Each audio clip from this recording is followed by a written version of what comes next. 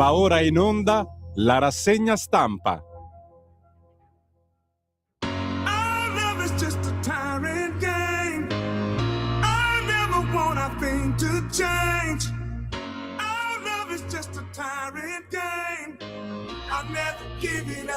I'll never give it up.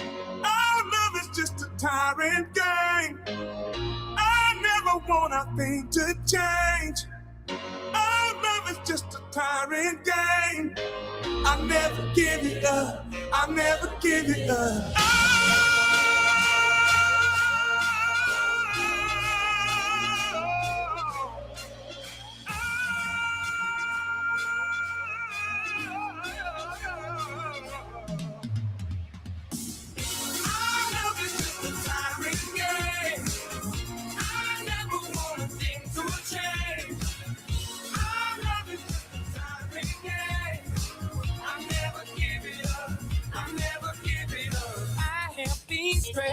Working harder every day.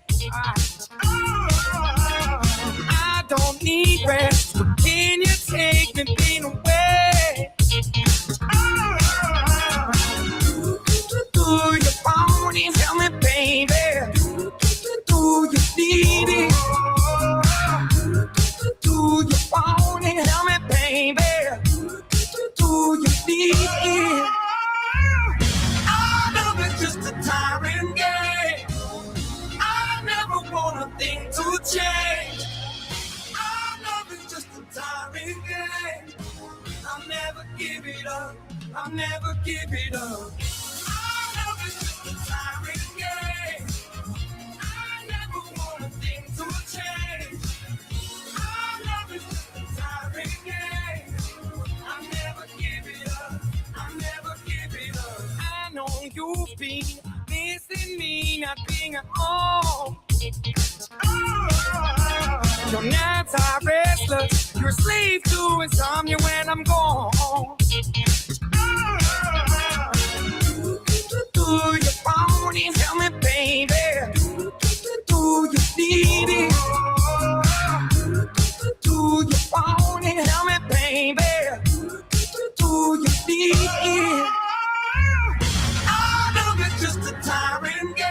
No, I never want a thing to change. Our love is just a tyrant game.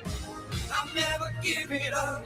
I'll never give it up. Our love is just a tyrant game. No, I never want a thing to change. Our love is just a tyrant game.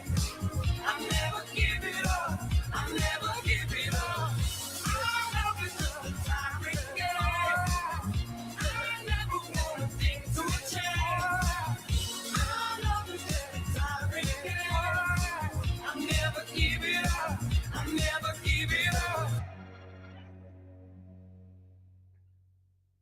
Buenos dias, dias.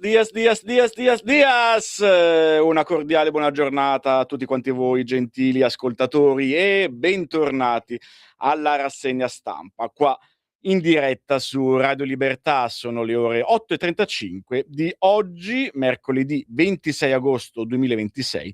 Entrate pure qua dentro, all'interno di questo consueto appuntamento mattutino di informazione, perché la nostra radio vi spalanca le porte dello spazio con la lettura del meglio dei giornali odierni in edicola, il tutto in compagnia del sottoscritto Lorenzo Grossi, irriverentemente padrone di casa, sempre provvisorio, di tale fascia oraria. Un caloroso affettuoso saluto al qui presente Francesco, regista valido e più che mai prezioso in questi giorni. Vi ricordo e vi esorto a visitare il sito ufficiale www.radioliberta.net, e là avrete modo di ascoltare le puntate di tutte le vostre trasmissioni preferite, nel caso ve le foste perse in diretta. Vi ricordo, tra i tanti appuntamenti che troverete regolarmente in onda, oltre agli editoriali liberamente del nostro direttore responsabile Giovanni Sallusti, torneranno molto a breve anche tutti i programmi condotti da Giulio Cainarca, i suoi Autodafè e poi Gli Scorretti insieme a Carlo Cambi. Torneranno anche I Potere al Popolo di Sammy Varin, però vi ricordo che oggi pomeriggio alle ore 15:30, come sempre, qua in diretta torna Lega e dintorni a cura di Marco Grimoldi e di Stefania Paccaniella. E chissà chi saranno gli ospiti che giungeranno dalle varie sezioni della Lega sparse in tutta Italia. Non è escluso, se non vado errato, che oggi pomeriggio possa toccare a una città toscana, tra l'altro un comune storicamente rosso, quindi sarà molto interessante capire come i militanti vivono e si approcciano con la comunità, nonostante, diciamo, la cappa, diciamo così, tra virgolette, del fu Partito Comunista, adesso Partito Democratico. E allora, voi avete voglia di affrontare un gioco logorante? Eh beh, visto gli argomenti che affronteremo, ci sarà proprio da divertirsi, diciamo così, ma già seguire questa trasmissione potrebbe essere piuttosto logorante, però a porci questo interrogativo sono stati direttamente John Newman e Charlie Wilson con un successo solo pubblicato nel 2015 dal titolo appunto Tiring Game. In ogni caso, se volete giocare e anche divertirvi in un certo senso con noi, fatelo pure, perché una delle possibilità è quella di scriverci un messaggio WhatsApp al numero 340 670 9659 oppure telefonare direttamente allo 02 92 94 7222 con le linee che però, vi ricordo, si apriranno soltanto a partire dalle 10:05 e là cercherò di dare voce a tutti coloro che vorranno esprimere le proprie pacate e concise opinioni. Dunque, caro carburante, ti scrivo. No, in realtà c'è ben poco da scrivere, se non al massimo il decreto che verrà emanato dal governo questo pomeriggio durante il Consiglio dei Ministri che si terrà a Palazzo Chigi. Secondo l'agenda ufficiale è previsto alle ore 18, ma certamente questa riunione dell'esecutivo sarà molto, molto importante per capire quale sarà la linea tracciata sul caro benzina e tutto sulla proroga degli sconti, per quanto riguarda anche il taglio delle accise e non solo. Cerchiamo allora di capirlo meglio, perché sicuramente questo è uno dei argomenti più pregnanti di giornata e di questo inizio settimana, e poi lo vedremo molto meglio e in maniera ufficiale a partire dal testo che verrà redatto questa sera. Nel frattempo noi incominciamo a capirci qualcosa di più, incominciando a sfogliare i giornali e partendo dal Corriere della Sera che, in un taglio centrale, parla per l'appunto del vertice sul caro benzina, che il vertice già ci si era tenuto in maniera informale, anzi in maniera molto più che informale già ieri, e che poi è stato l'antipasto di quello che succederà questa sera appunto con il Consiglio dei Ministri. Allo studio altre misure e nel frattempo il diesel supera i 3 € in autostrada. Marco Cremonesi ed Enrico Marro ci spiegano come il Consiglio dei Ministri prorogherà di 7 o 10 giorni l'attuale taglio delle accise sul gasolio. Questi orientamenti sono emersi durante un vertice tra la premier Meloni, il ministro Giorgetti, i vice premier Tajani e Salvini e il leader di Noi Moderati, Lupi. L'ostacolo principale resta quello delle risorse. Solo per prorogare di 10 giorni il taglio delle accise sul gasolio servono per l'appunto un centinaio di milioni. Sulla proposta di tassare gli extra profitti delle compagnie energetiche, il governo risponde che serve un intervento dell'Unione Europea e la presidenza di turno irlandese apre al confronto tra i ministri UE. Andiamo quindi all'interno del quotidiano milanese, per la precisione a partire da pagina 5, e vediamo come per l'appunto c'è un allarme per il pieno che è arrivato a toccare la cifra record di 3 € al litro per lo sconto sul diesel. Oggi servirà una nuova proroga. il governo dice avanti sul prelievo sugli extra profitti, ma soltanto in coordinamento con gli altri paesi dell'Unione Europea. Il Consiglio dei Ministri si riunirà oggi sul caro carburanti e non potrebbe essere altrimenti, visto che a mezzanotte scadrà la microproroga del taglio dell'accisa sul gasolio, che ha allungato di 2 giorni lo sconto di 17 centesimi al litro sul prezzo alla pompa, deciso dallo stesso governo lo scorso 4 agosto. Secondo fonti di governo, il Consiglio dei Ministri prorogherà di 1 settimana o 10 giorni l'attuale taglio delle accise sul gasolio. La proroga consentirà di evitare che milioni di italiani tornino dalle vacanze con il diesel a oltre 2,3 euro al litro in autostrada e potrebbe spingersi fino ai primi giorni di settembre, quando saranno poi noti i dati d'agosto dell'extragettito IVA, cioè dell'imposta incassata in più durante questo mese a causa dell'aumento dei prezzi. L'extragettito potrebbe infatti consentire al governo di ricorrere nuovamente al meccanismo dell'accisa mobile, restituendo le entrate in più attraverso un corrispondente taglio delle accise. Anche se le stesse fonti di governo spiegano che a Palazzo Chigi sarebbe maturato l'orientamento di puntare non più su tagli generalizzati e regressivi, a vantaggio cioè dei più abbienti, bensì mirati in particolare a favore delle famiglie a più basso reddito. Questi orientamenti sono emersi ieri mattina in un vertice a Palazzo Chigi convocato dalla Presidente del Consiglio Giorgia Meloni, al quale hanno partecipato i vice premier Antonio Tajani, Matteo Salvini, oltre al leader Lupi di Noi Moderati e al ministro dell'Economia Giancarlo Giorgetti. L'ostacolo principale per ogni scelta resta quello delle risorse. Solo per prorogare di 10 giorni il taglio delle accise sul gasolio servono infatti un centinaio di milioni e la soluzione facile per coprire questo e ulteriori misure non può essere quella di una nuova tassa nazionale sugli extraprofitti delle società petrolifere perché, come osservano da Palazzo Chigi, il governo non prenderà mai una misura simile se non insieme ad altri stati europei, perché una tassa applicata solo dall'Italia penalizzerebbe l'operatore energetico di Stato, ovvero l'ENI, così come penalizzerebbe anche le altre imprese del settore energetico, ponendole in una situazione di svantaggio rispetto ai concorrenti esteri che non sarebbero sottoposti a prelievi analoghi. Ecco perché con la lettera di Giorgetti e dei ministri di altri 5 paesi, a Bruxelles si chiede appunto un intervento coordinato a livello europeo che eviti discriminazioni. Un intervento che però non sembra dietro l'angolo, visto che ieri dalla presidenza irlandese di turno della UE è venuta solo una generica disponibilità al confronto. Tempi non brevi dunque, mentre le decisioni da prendere incombono. Nella giornata di ieri, secondo i dati dell'osservatorio del Ministero delle Imprese, il gasolio ha segnato un prezzo medio in autostrade in modalità self-service di 2,207 euro al litro, mentre la benzina si è fermata sotto a 2,091.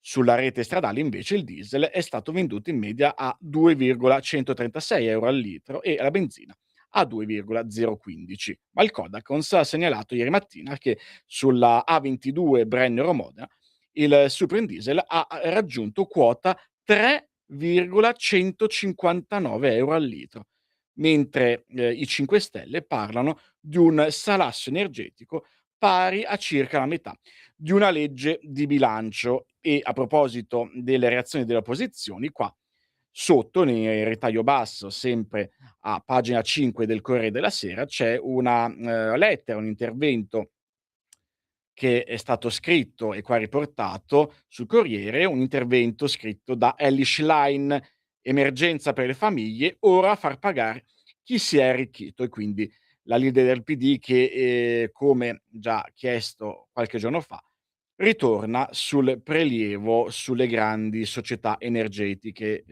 La segretaria nazionale del Partito Democratico dice: "Basta misure tampone, servono risorse ingenti, vanno prese tassando gli extra profitti delle grandi società energetiche". Nel frattempo, parla anche Carlo Cottarelli che, si dice sicuro del fatto che così non si aiuta il taglio dei consumi, ovvero con la riduzione delle accise. Infatti, l'economista Carlo Cottarelli afferma e si dichiara contrario al taglio delle accise. Anzitutto lo Stato italiano ha pochi soldi e quindi deve cercare di spenderli in modo più efficace a favore di chi ha bisogno, mentre il taglio delle accise vale per tutti. Lo ha detto intervistato al caffè della Versigliana di Marina di Pietrasanta in provincia di Lucca. Il secondo motivo aggiunto è che se aumenta il prezzo della benzina si manda un segnale all'economia. Si dice che questo prodotto è diventato più raro. Se invece noi impediamo ai prezzi di andare su, diciamo ai consumatori che non è successo niente e di consumare come prima. Così appunto Carlo Cottarelli in questa intervista rilasciata ieri durante la festa della Versigliana. Giriamo pagina, sempre sul Corriere della Sera, pagina 6, dal mese di settembre verso misure selettive per chi ha più ha bisogno. Secondo Marco Cremonesi, infatti, dai meno abbienti ai trasportatori, questi sarebbero le categorie che verrebbero toccate e poi però resta il nodo coperture. Matteo Salvini, nel frattempo si dice favorevole a uno scostamento di bilanci da 20 miliardi di euro. Mentre in taglio basso l'intervista a Casasco di Forza Italia, prudenza sui conti pubblici e non colpiamo le compagnie che devono investire in nuove raffinerie. Con la manovra ci saranno meno tasse al ceto medio. Si possono fare misure per i settori più in sofferenza o per aiutare i redditi medio-bassi. Vanno però trovate le risorse. Così quindi il Corriere della Sera, sul tema del caro carburante. Passiamo a Repubblica, dove già in prima pagina si trova il titolone principale, senza troppi equivoci: "Benzina senza freni, finiti i soldi per tagliare le accise sul gasolio, da domani sconti soltanto per i prossimi 2 weekend. Allo studio un sostegno ai redditi più bassi. Il governo afferma: la tassa sugli extraprofitti deve essere europea". E nelle pagine immediatamente interne, pagina 2, accise, l'ultimo decreto: taglio per 10 giorni, poi aiuti per i redditi bassi, proroga per coprire il controesodo. Il governo studia aiuti per nuclei in difficoltà e categorie mirate. Sugli extraprofitti non vuole tuttavia penalizzare le società italiane. Poi il retroscena a cura di Giuseppe Colombo: poche risorse in cassa, il cambio di strategia e il timore dei furbetti. La Premier spinge per le fasce più deboli, ma c'è la paura di truffe, così come per il reddito di cittadinanza. E Salvini insiste: aiutare partite IVA e tassisti. Nel frattempo, in taglio basso, sempre a pagina 2 di Repubblica, vi segnalo l'intervista fatta a Davide Tabarelli, che è il presidente di Nomisma ed è uno dei massimi esperti di energia in Italia e molto spesso sollecitato dai giornali in questi giorni, ma giustamente perché in effetti lui ne sa assolutamente di questo macro argomento e infatti, secondo Tabarelli, non funzionano gli sconti in base al salario, bisogna ridurre i consumi. Il primo impatto dell'impennata sarà sul cibo. Mi aspetto un'inflazione alimentare. Se io fossi al governo, aggiunge Tabarelli, posticiperei la scadenza del taglio da 17 centesimi, ma come economista dico che è sbagliato. I consumatori devono pagare di più e ridurre i consumi. Si può fare anche solo rispettando i limiti di velocità, passando in autostrada dai 130 ai 100 chilometri orari, per esempio. Si risparmia il 30% di benzina. La riduzione delle tasse, invece, favorisce i consumi e ne gode anche chi guida il SUV o la Ferrari. Gli viene chiesto: ma tra le ipotesi sul tavolo c'è infatti quella di un taglio selettivo.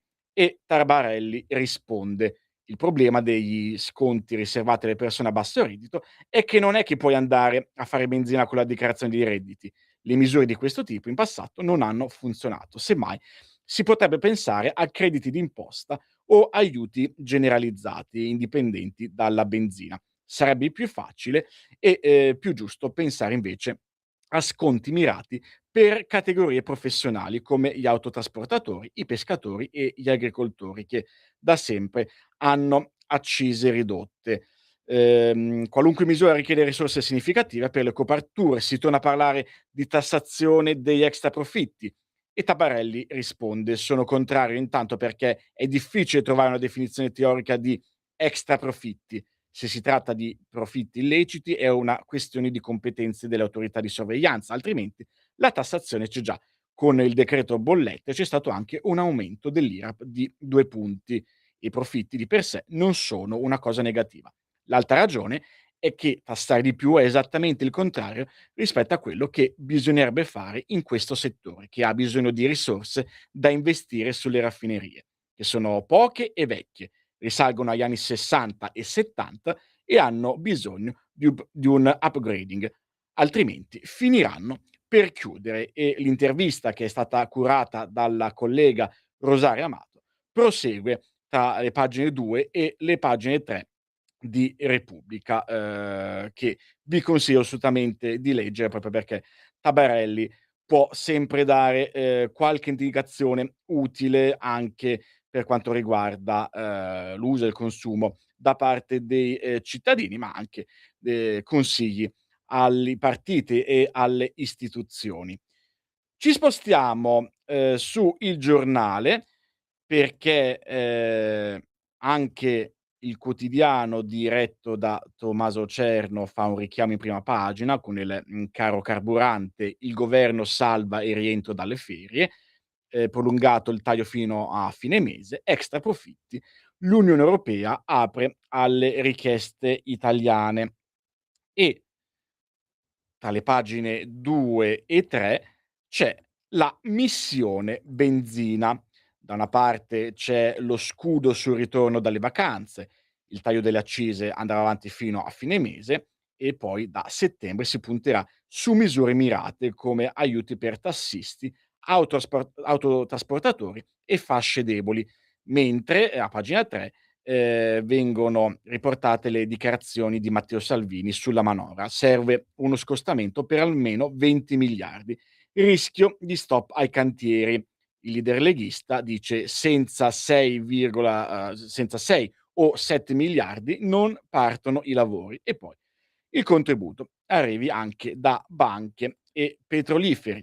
Alcuni numeri interessanti: 1,96 in miliardi di euro, riguardano le risorse spese dal governo italiano per affrontare i rincari sui costi dei carburanti. 17 invece in centesimi al litro è lo sconto in vigore fino alla mezzanotte di oggi sulle accise per il gasolio, mentre 3,15 € al litro è il prezzo più alto registrato ieri sulla A22 per il super diesel. In taglio basso, Sofia Fraschini dice che, gli extra profitti petroliferi, la presidenza irlandese apre all'Italia, fonti di Palazzo Chigi, un intervento europeo garantisce maggiore equità. Spiraglio sulla proposta del governo italiano di mettere a punto un intervento coordinato a livello europeo per alleggerire il costo dei carburanti tassando le società petrolifere. I governi di tutta Europa prestano giustamente grande attenzione agli sviluppi sui mercati dell'energia e al loro impatto sulle famiglie, sulle imprese e sull'economia nel suo complesso. Il vice premier e ministro delle finanze discuterà con i colleghi ministri europei il modo più appropriato per dare seguito alle questioni sollevate nella loro lettera, ha detto il portavoce della presidenza irlandese di turno al Consiglio UE, facendo riferimento alla richiesta inviata da 6 paesi, tra cui l'Italia, di individuare un quadro comune per tassare gli extra profitti delle compagnie petrolifere. Questo l'articolo a firma di Sofia Fraschini, che potete trovare a pagina 2 de Il Giornale, mentre invece, secondo Chiara Ricciolini, guida alle frenate brusche e i pesi extra aumentano i consumi, anche il rispetto dei limiti e cambiare la marcia in anticipo possono aiutare, e questo quindi riprende un po' le dichiarazioni che abbiamo appena letto, di Tabarelli, che aveva rilasciato su Repubblica. Dal Giornale ci spostiamo invece alla Stampa. dove in prima pagina campeggia in alto il titolo "Il diesel vola, ha toccato il picco dei 3 euro". Oggi il Consiglio dei Ministri, una mini proroga per il taglio delle accise e aiuti mirati. Palazzo Chigi dichiara sugli extra profitti intervenga Bruxelles. In una singola stazione di servizio il carburante diesel ha superato i 3 euro al litro, mentre il governo ha deciso un ulteriore intervento provvisorio sui prezzi dei carburanti per accompagnare il rientro degli italiani dalle vacanze e guadagnare il tempo necessario per mettere a punto una misura strutturale, ed è questa la linea che è emersa dal vertice in videocollegamento con i vice premier e con il ministro Giorgetti. Entrando nelle pagine interne, dobbiamo spostarci verso pagina 8, sconti sul diesel fino a settembre, poi bonus solo per i redditi bassi. Oggi in Consiglio dei Ministri nuovo sconto, il taglio delle accise ancora per 10 giorni. Il gasolio sfonda quota 3 euro sulla A22. La Premier assicura un provvedimento per le famiglie bisognose. Nel frattempo a pagina 9 Ilario Lombardo con il suo retroscena scrive che Meloni è irritata con l'Unione Europea e ora pensa a un prelievo nazionale. Il timore è che senza una soluzione europea Eni venga sfavorita e l'Irlanda, con il presidente di turno, apre alla proposta arrivata dal governo italiano. In taglio basso, Eni, Descalzi incontra Al-Sisi, più investimenti e forniture dall'Egitto. L'amministratore delegato, si è recato al Cairo e ha blindato gli impegni per la sicurezza energetica e per accelerare anche sul nucleare. Questi sono, i 2 paginoni che troverete oggi in edicola su La Stampa, pagina 8 e pagina 9, per quanto riguarda il caro carburanti. Passiamo invece a Libero, pagina 11, proroga al taglio dei diesel e sconti per i redditi bassi. Il Consiglio dei Ministri oggi prolungherà i ribassi del carburante fino a inizio settembre e poi misure mirate a sostegno dei ceti meno abbienti. Extra profitti. Palazzo Chigi chiede un intervento europeo. Nel frattempo Italia settima in Europa per il caro carburante. In Francia e Germania gasolio e verde più alti che da noi. Così. Il quotidiano Libero. Passiamo velocemente ad altri 3 quotidiani. A pagina 5 del quotidiano Il Tempo, sconti sulle accise, oggi la proroga in Consiglio dei Ministri, poi un intervento per i redditi più bassi. Ieri si è tenuta intanto una riunione tra Meloni, Tajani, Salvini, Lupi, Giorgetti. Sulla tassazione degli extra profitti, l'Italia sollecita l'Unione Europea. Per quanto riguarda invece La Verità, troviamo un paginone sul caro benzina, pagina 9, grazie a Laura Della Pasqua. Accise, un'ultima proroga e poi tagli mirati. Oggi il Consiglio dei Ministri dovrebbe prolungare fino a inizio settembre la riduzione di 17 centesimi sul diesel, ma allo studio ci sono nuove agevolazioni destinate solamente a chi ha un reddito basso. Intanto in alcune autostrade il gasolio supera i 3 euro. Infine, sempre a proposito di questo macro tema che inevitabilmente verrà affrontato anche sicuramente domani, ma anche nei prossimi giorni, ultima segnalazione sul Fatto Quotidiano a pagina 5. Il diesel oltre i 3 euro, prezzi folli in autostrada e oggi il governo proroga lo sconticino sulle accise. Per l'appunto questo pomeriggio alle ore 18 il CDM, in futuro aiuto solo ai redditi bassi. E nel frattempo si segnalano anche lo scontro tra Palazzo Chigi e Bruxelles. Il governo, in cerca di coperture, insiste con l'Unione Europea sugli extra profitti. Bene, è arrivato il momento di fermarci, ma temporaneamente, tra poco nuovamente in onda. E oggi è mercoledì e quindi, siccome dobbiamo tenerci tutti quanti un po' svegli, e in assenza di Sammy, che lui di solito entra nello studio a gridare sveglia contro i poveri registi, allora è giusto chiedere un piccolo consiglio a un cantautore chitarrista romano reduce dal Sanremo del 2003. Intanto io e Francesco ci prendiamo un caffè, ma uno solo forse non basterebbe, però non preoccupatevi perché non sembra, ma stiamo tornando. Stai ascoltando Radio Libertà. la tua voce libera, senza filtri né censura. La tua radio.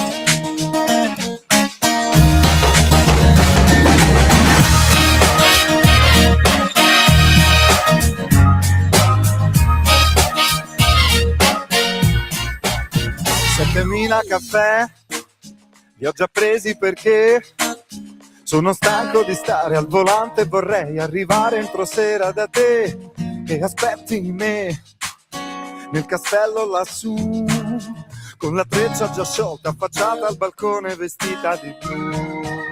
7000 caffè è l'effetto che ho quando arrivo al portone, ti vedo gridare con gli occhi il mio nome, perciò vieni verso di me e io pazzo di te. In un attimo ci diamo il bacio più dolce che c'è. Ho bisogno di te perché sei bella e poi ho bisogno di tutte quelle cose che non hai. Ho bisogno di te come l'acqua e il caffè, come un mondo che gira e che amore se non vuoi non finirà mai. Oh, finirà mai. Ad esempio lo sai, l'altra sera ero a casa, cercavo da bere ma il frigo era vuoto perché non ho fatto la spesa. Tu non ci crederai, indovina che c'è. Ho trovato una tazza con l'ultimo dei 7000 caffè. Ora sto qui da solo e non dormo e non volo. Mentre tu sei lontana ripenso a una scena di te senza velo. Non so bene cos'è, forse troppi caffè. Ma stanotte non riesco a dormire, l'amore lo faccio da me. Ho bisogno di te perché sei bella e poi ho bisogno di tutte quelle cose che mi fai. Ho bisogno di te come l'acqua e il caffè, come un mondo che gira e che amore se non vuoi non finirà mai.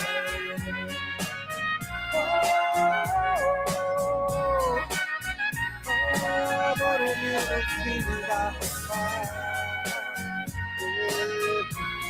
In questo mondo che gira e che amore se non vuoi non finirà mai.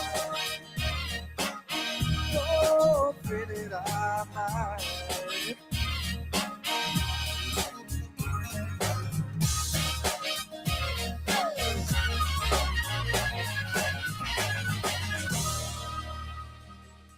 Di nuovo qua, in onda, in diretta su Radio Libertà con la rassegna stampa, imperterritamente a cura di Lorenzo Grossi, le 9.05. Grazie mille al buon Alex Britti che ci ha fatto bere tutti d'un fiato questi 7000 caffè, anche se non so se saranno sufficienti per riuscire ad arrivare a fine settimana, ma noi ci proveremo lo stesso, sia io sia Francesco. Secondo posto per Britti nell'edizione sanremese del 2003, alle spalle di Alexia, che invece trionfò con il brano, per dire la verità, non irresistibile, per dire di no. Insomma, era molto meglio decisamente quello che aveva portato l'anno prima, il Dimmi Come. Però voi, mi raccomando, non diteci di no e restate in contatto qua grazie a un messaggio WhatsApp al numero 340 670 9659, con la promessa che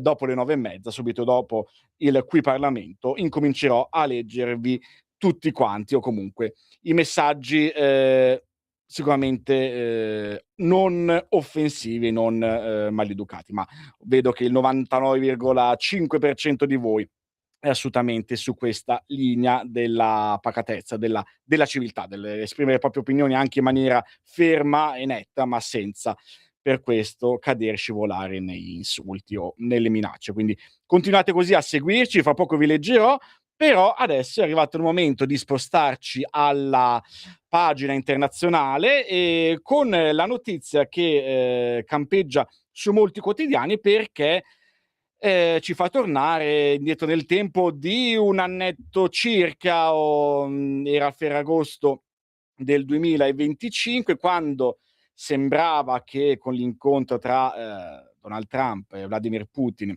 si potesse arrivare a una rapida de-escalation in Ucraina. Abbiamo visto che dopo un anno così non è, però il Corriere della Sera, e non solo, ma ricominciamo dal quotidiano di Via Solferino, dà conto della missione della CIA a Mosca.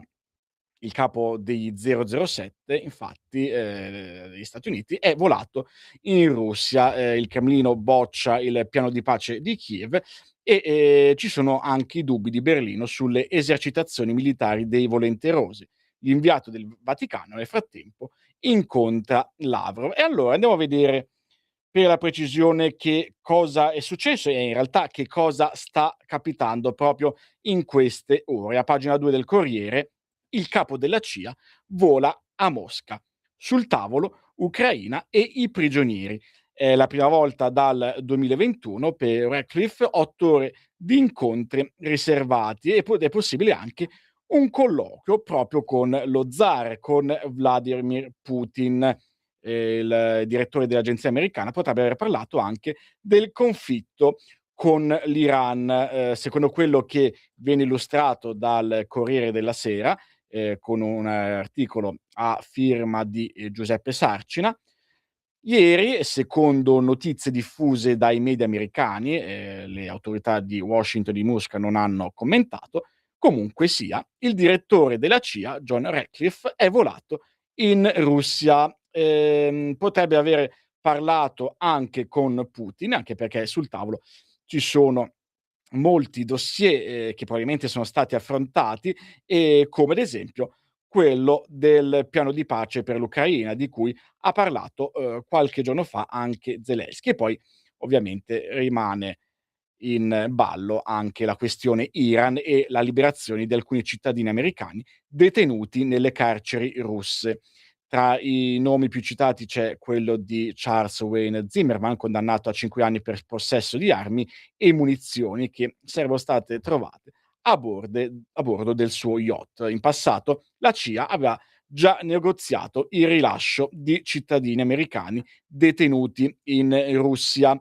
Così Giuseppe Sarcina, mentre a fianco, a pagina 3, c'è Federico Rampini che giustamente ci ricorda e fa un elenco di tutti i precedenti, perché la diplomazia delle spie garantisce un canale aperto, ricordando i precedenti di Burns nel 2021 e di Brennan nel 2016, e tutto questo è il segno di un accordo vicino o di rapporti deteriorati? Rampini, nel suo articolo che troverete oggi sul Corriere, parla dei tentativi di disgelo tra Stati Uniti e Russia. Il contesto di oggi è reso più interessante dal tentativo di disgelo avviato da Trump. Nel febbraio del 2025 una lunga telefonata con Putin segnò la ripresa del dialogo presidenziale, dopo che invece Joe Biden in qualche modo aveva deciso di non avere più contatti dopo l'esplosione della guerra in Ucraina e l'invasione della Russia di Putin. Trump disse di credere nella volontà di pace del leader russo, propose perfino un ritorno della Russia nel G7 e poi prese anche le distanze da alcuni obiettivi di Kiev, il recupero di tutti i territori perduti e l'ingresso della NATO. E il culmine fu sicuramente il vertice Trump-Putin di Anchorage del 15 agosto 2025. Eravamo in Alaska per Putin fu un successo d'immagine. Dopo le sanzioni per l'invasione dell'Ucraina, tornava a essere ricevuto da un presidente americano sul territorio degli Stati Uniti. Trump puntava sulla diplomazia personale per ottenere ciò che Biden non aveva neppure tentato, ovvero un'intesa diretta con il leader russo per aprire la strada alla fine della guerra. Anchorage però non produsse né un cessate il fuoco né un accordo, e da allora lo spirito di Anchorage si è dissolto. Mosca continuò a chiedere il controllo dell'intero Donbass, compresi i territori che il suo esercito non aveva conquistato, insieme con limiti alla sovranità strategica e militare dell'Ucraina. Washington non accettò quelle condizioni. Nel 2026 la distanza è ancora più visibile. A giugno il segretario di Stato Rubio varò un nuovo pacchetto di aiuti militari all'Ucraina da 400 milioni di dollari. Lavrov accusa allora Washington di non rispettare i presunti accordi dell'Alaska. La replica di Rubio fu che ad Anchorage non c'era stato alcun accordo, solo alcune proposte, e così Putin finisce per riconoscere pubblicamente che non era stato firmato né concluso proprio un bel nulla. Il richiamo russo allo spirito di Anchorage appare sempre di più come un modo per attribuire agli americani la responsabilità del mancato disgelo. Proprio mentre Washington continua a parlare con Mosca, la pressione economica americana si allarga. Alla vigilia del viaggio di Ratcliffe a Mosca, il segretario al tesoro Bessent ha lanciato Operation Economic Outcast, una vasta offensiva di sanzioni contro l'Iran e chi ne sostiene i commerci. La Russia, che è partner strategico di Teheran, è coinvolta nel nuovo terreno di scontro, anche se l'offensiva americana punta soprattutto alle reti economiche iraniane e ai loro facilitatori internazionali. Il bilancio del disgelo Trump-Putin è quindi paradossale. I canali di comunicazione sono più numerosi che nell'ultima fase dell'amministrazione Biden, ma la sostanza del conflitto russo-americano è cambiata meno. Trump ha restituito a Putin un interlocutore alla Casa Bianca, ma non è riuscito finora a trasformare quel rapporto in un compromesso sull'Ucraina. E in queste fasi di dialogo senza accordo che la diplomazia delle spie diventa sempre più utile. Le eventuali liberazioni di prigionieri, se accade, non esclude che si parli di tante altre cose. Così, quindi Federico Rampini, l'analisi che troverete quest'oggi a pagina 3 del Corriere della Sera. Velocemente giriamo anche pagina perché sempre a livello internazionale Simone Canettieri ci parla del piano per la difesa con l'aiuto UE. L'Italia userà 8 miliardi del SAFE o SAFE, che dir si voglia, serviranno anche a rifornire i magazzini dopo gli invii a Kiev di materiali per 3 miliardi. Con il nuovo pacchetto, oltre ai generatori, Palazzo Chigi è pronto a mandare altri aiuti militari in Ucraina. Così appunto il Corriere della Sera, mentre intanto in taglio basso Parigi e Londra, 1500 soldati per le esercitazioni in Polonia, ma Merz resta alla finestra. Ci saranno i test in autunno, ma sorgono dubbi nella cancelleria tedesca, la cautela di Berlino di fronte alla Russia che pure continua a sfidare la Germania. Ci spostiamo su Repubblica, dove già c'è un richiamo in prima pagina con Putin che dice di no alla pace e il capo della CIA va a Mosca, a Kiev anche armi italiane. Si trovano diversi articoli a partire dalla pagina 4, il doppio schiaffo di Putin boccia la pace di Zelensky e si prende le aziende russe. Lo zar respinge l'idea di rendere il Donbass una zona franca. È un nostro territorio. Poi il decreto per commissariare l'industria. Il capo della CIA a Mosca è il primo viaggio a sorpresa tra le paure di escalation. Ratcliffe è atterrato ieri nella capitale russa, 4 ore di colloqui segreti, l'ipotesi dell'avvertimento a non attaccare la NATO e a trattare la tregua, mentre in taglio basso la corrispondente da Berlino, Tonia Mastrobuoni, racconta quello che è successo a Lipsia, scoperto terzo drone esplosivo, piano per uccidere all'aeroporto. Forti sospetti sul Cremlino, l'ira di Merz che dichiara Germania nel mirino di aggressori ibridi. Troveremo gli autori e la pagheranno. Questa è la promessa fatta da Merz e in tutto questo però c'è anche, un incontro tra, Gallagher e, Lavrov. Il Vaticano offre uno spazio per il dialogo, la guerra in Ucraina deve finire, è il messaggio che il ministro degli esteri della Santa Sede, Paul Richard Gallagher, ha consegnato al suo omologo russo Sergei Lavrov, che ieri lo ha ricevuto a Mosca. Per raggiungere una pace giusta e duratura servono negoziati autentici con il supporto della comunità internazionale e il Vaticano offre uno spazio di dialogo. Lavrov ha ringraziato l'inviato di Papa Leone per la posizione equilibrata e la missione umanitaria del cardinale Zuppi, ma è tornato ad accusare Kiev, tra l'altro, per le leggi contro la Chiesa ortodossa legata a Mosca. Così dunque il quotidiano Repubblica. Andiamo invece sulla Stampa, anche qua un titolo centrale su Trump e Putin, trattativa segreta. Il Cremlino respinge il piano di pace. Taglia della Casa Bianca intanto sui capi Pasdaran e Pechino contro la guerra economica. Il capo della CIA vola a Mosca. L'ipotesi del disimpegno a Kiev in cambio dell'appoggio contro l'Iran.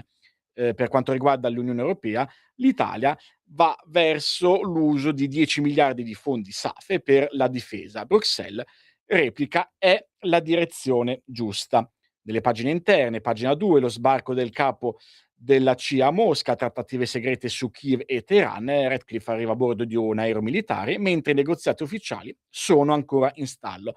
Il Cremlino non conferma, sul tavolo ci sarebbero i dossier ucraino e iraniano e la guerra economica e forse in ballo anche uno scambio di prigionieri. Iran e Cina contro Trump, pagina 3, le sanzioni sono illegali, taglia sui capi Pasdaran. Gli ayatollah minacciano ritorsioni alle navi dei paesi allineati contro gli Stati Uniti. La Casa Bianca annuncia lo sminamento di Hormuz e altre misure.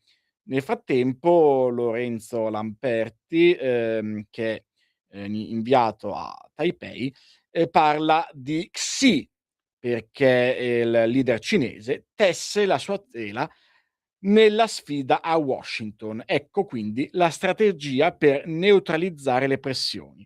Terre rare, petrolio, BRICS e l'asse con Putin e Modi. Le levi cinese contro il sistema del dollaro. Questo è un interessante articolo che vi invito a leggere oggi sulla Stampa a pagina 2 perché dà in effetti un punto di vista, una prospettiva dall'Asia e con tutti gli intrecci rapporti che si stanno allacciando per andare contro la politica degli Stati Uniti.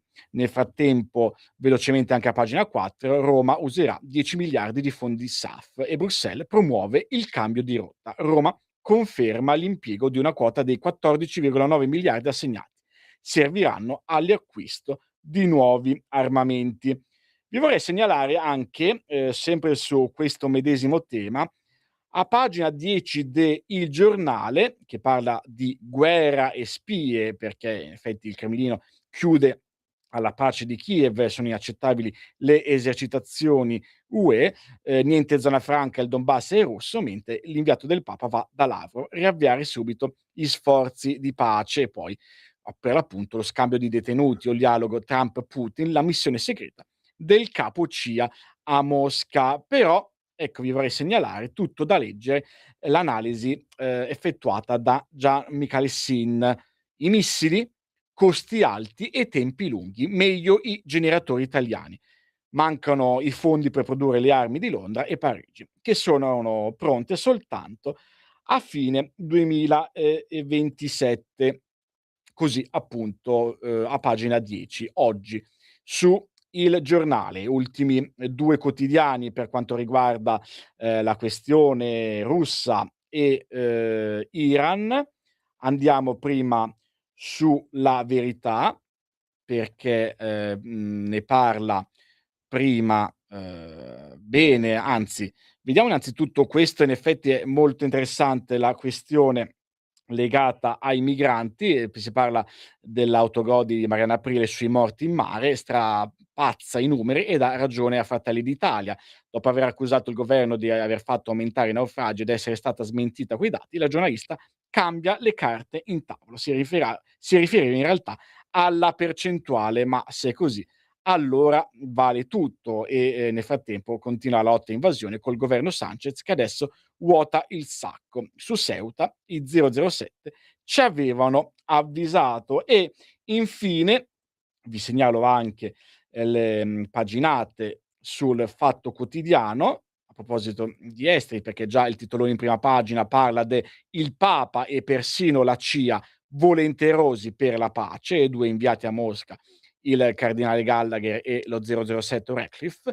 Ucraina e non solo, il presole dice pronti a mediare, Trump vuole lo scambio con Putin sull'Iran e il Donbass. Fedorov dice ora Kiev sta perdendo la guerra, ed è un'analisi che procede anche nella pagina 2 con il direttore della CIA che vola a Mosca e della diplomazia vaticana avanza, mentre a pagina 3 c'è un'intervista a Alexander Titov, che è esperto di politica estera russa e professore di storia della Russia alla Queen's University di Belfast. Gli Stati Uniti hanno bisogno di Putin per l'Iran, non hanno tempo per Kiev. Così appunto il professor Titov. Infine, il contesto in Medio Oriente, si parla di circolo vizioso, non solo Bibi, il disastro Iran cercato anche dal Pentagono. Ne parla in un lungo articolo Roberto Festa a pagina 4 del Fatto Quotidiano. Allora, nuovo stop momentaneo, giusto così, visto che qualcuno di voi su WhatsApp sottolinea più volte giustamente il rischio di un conflitto totale che potrebbe essere alle porte, al rientro riscolteremo la viva voce di colui che alla fine degli anni 90 salvò tutti gli abitanti del pianeta Terra dallo scoppio della terza guerra mondiale. Voi direte, ma sei scemo Lorenzo? Sì, la risposta è in generale sì, ma vedrete che non vi sto prendendo in giro. Fidatevi, perché dopo il Qui Parlamento, in fondo non sembra, ma stiamo tornando. Qui Parlamento. Ascoltiamo. Buongiorno a tutti, signor Presidente, onorevoli colleghi, membri del Governo. Anche quest'anno, come avviene dal 2017, l'autorizzazione che concerne l'invio di nuove missioni internazionali e la proroga degli interventi già in atto delle nostre forze armate non avviene più mediante il varo e la conversione di un decreto legge, ma attraverso l'adozione da parte del Governo di una deliberazione annuale che viene sottoposta al Parlamento. Gli interventi nuovi sono 3. Il primo consiste nell'invio di un dispositivo in Iraq e in Medio Oriente, composto da personale del corpo militare volontario e del corpo infermeristico volontario della Croce Rossa. Il secondo riguarda l'invio nel Corno d'Africa di un altro contingente, sempre di uomini e donne della Croce Rossa, che daranno vita alla missione bilaterale Somalia, e la connotazione eminentemente umanitaria di questi 2 impegni appare ictu oculi e fuori questione. Quindi siamo di fronte ad un'espressione alta di politica estera orientata alla pace e al soccorso delle popolazioni che vivono situazioni di difficoltà. Il terzo intervento invece è quello affidato ad un distaccamento della Guardia di Finanza composto da un numero massimo di 22 effettivi, inviato in Tunisia per fornire assistenza, consulenza, supporto tecnico e addestramento in favore della Garde Nationale Maritime, tramite la costituzione di un nucleo di supporto con base a Tunisi e a Sfax e con l'obiettivo di contrastare i flussi migratori illegali diretti verso l'Italia. Questo perché questo è un obiettivo al quale noi teniamo tantissimo, perché la guerra contro i trafficanti di esseri umani si fa così, non aprendo le porte ad una immigrazione incontrollata, ad una immigrazione illegale perché contra legem, ma attraverso progetti seri, progetti di cooperazione, progetti di collaborazione. La Lega Salvini Premier ritiene ampiamente condivisibile sia il sostegno alla costruzione della pace nel cosiddetto Mediterraneo allargato, quanto le iniziative come queste volte a prevenire l'attivazione di flussi migratori illegali diretti verso le coste italiane ed avranno sempre questo tipo di missioni il sostegno del partito. La deliberazione governativa sulla quale ci dovremo esprimere concerne anche la proroga delle missioni che abbiamo ereditato dal passato. Si tratta di un impegno significativo anche se in calo e riguardano una media che va tra 7.500 effettivi ed un massimo di 11.600. Anche in questo caso i teatri coinvolti sono diversi, la presenza italiana è orientata alla stabilizzazione e alla protezione della pace anche in contesti ancora fragili come i Balcani in Europa e un Libano in Medio Oriente. Il governo peraltro ha confermato il suo impegno nella lotta al terrorismo di matrice islamica che ha tuttora nel Daesh, il cosiddetto Stato islamico, una punta di diamante e una fonte purtroppo di emulazione delle comunità immigrate sparse per l'Europa, come anche gli ultimi drammaticissimi episodi di questi giorni dimostrano, purtroppo sensibili al richiamo delle sirene jihadiste. Noi contribuiamo alla rassicurazione dei nostri alleati che si trovano alle frontiere dell'Unione Europea e della NATO e a disposizione di quest'ultima in particolare stiamo predisponendo un pacchetto predefinito di forze utilizzabili, ma sempre solo attraverso un passaggio parlamentare, qualora si verifichino delle emergenze improvvise ma che riguardino la sicurezza di tutti. L'idea di fondo è sempre quella di proteggere la pace, prevenendo il deterioramento delle crisi in atto, nella forte speranza che i processi di stabilizzazione, anche grazie al nostro supporto, possano consolidarsi, progredire e rendere inutile finalmente il ricorso a questi strumenti, come per esempio sta accadendo presso i nostri distaccamenti in Bosnia Erzegovina, dove dopo tanti anni la presenza militare italiana e la presenza militare occidentale si è risolta a livelli meramente simbolici. La deliberazione che noi voteremo ha anche una componente di cooperazione allo sviluppo che viene sempre trascurata purtroppo nel dibattito politico e che invece meriterebbe una considerazione più ampia, perché non c'è pace senza ricostruzione, senza riattivazione delle produzioni, senza la riattivazione del commercio, senza un avviarsi verso un iter democratico. Qui vorrei ricordare i 235 milioni stanziati per le attività di sminamento umanitario e lo sminamento è fondamentale per restituire libertà di movimento a chi l'ha persa. Sono importanti anche gli stanziamenti a favore della rete diplomatica e consolare che è spesso chiamata ad intervenire in via emergenziale in territori non privi di rischi a protezione dei nostri cittadini in difficoltà e sono risorse ben spese perché sono risorse per la nostra sicurezza. Ovviamente la persistente necessità che richiede lo schieramento di soldati all'estero ci ricorda la circostanza ineludibile di attraversare un periodo storico contrassegnato da conflitti e contrapposizioni e che speriamo fortemente ceda il passo ad una distinzione generalizzata, ma al tempo stesso ci tengo a sottolineare che almeno per la parte che in questo momento io rappresento, mai soldati italiani verranno mandati a combattere. Signor Presidente, onorevoli colleghi, membri del Governo, su queste basi noi esprimiamo oggi al Governo, ai nostri soldati e ai nostri diplomatici soprattutto, la gratitudine di noi tutti per l'impegno che hanno profuso nel cercare di gestire conflitti, nel cercare di gestire situazioni pericolose, proponendo ovunque il ritorno alla diplomazia, definita in quest'Aula l'unica via da percorrere per far cessare i conflitti che purtroppo che ci attraversano. Non ce ne sono altre al di là di questa, ripeto, unica via, e siamo ancora tutti una volta chiamati a testimoniare la necessità della pace. Grazie per l'attenzione. Qui Parlamento.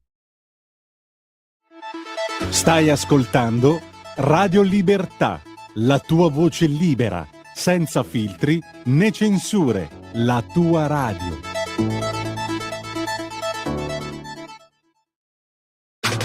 Stai ascoltando Radio Libertà. la tua voce libera, senza filtri né censura. La tua radio.